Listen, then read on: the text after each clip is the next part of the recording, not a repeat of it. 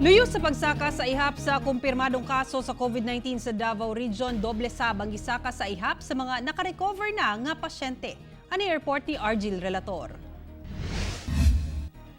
Nisaka na sa 61 ang kaso sa COVID-19 sa Davao Region. Humanduha ang nadugang sa ihap kagabi. Ang kamaayo gikan sa 7.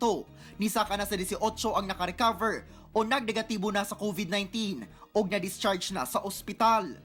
30% kini sa ihap sa natalang positibong kaso. Usasab ang nadugang sa namatay nga pasyente nga ana karon sa Siam. Samtang sa Socsargen Region, 4 ang nadugang sa ihap sukad kagahapon. Busa ana sa 7 ang kumpirmadong kaso sa COVID-19 sa rehiyon.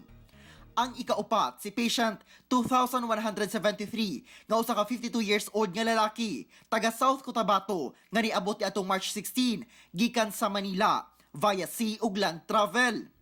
Anaa na sa stable condition ang pasyente ug naka-strict home quarantine.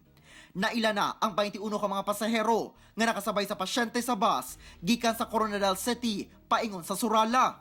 Kaso residente sang Tondo, Manila for 21 years. So nagpuli lang ini siya diri sa aton sa South Cotabato kay tungod sa iya nga ginabatsyag kag sa aton man nga lockdown nga ginakaatubang tungod sa aton nga pandemic.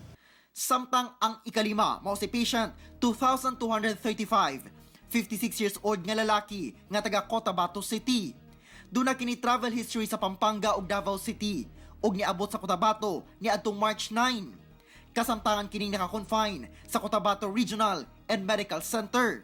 Taga Cotabato City sab ug anaa sa CRMC ang ikaunom nga positive case nga si patient 2236, 46 anyos. Duna kini travel history sa Davao City.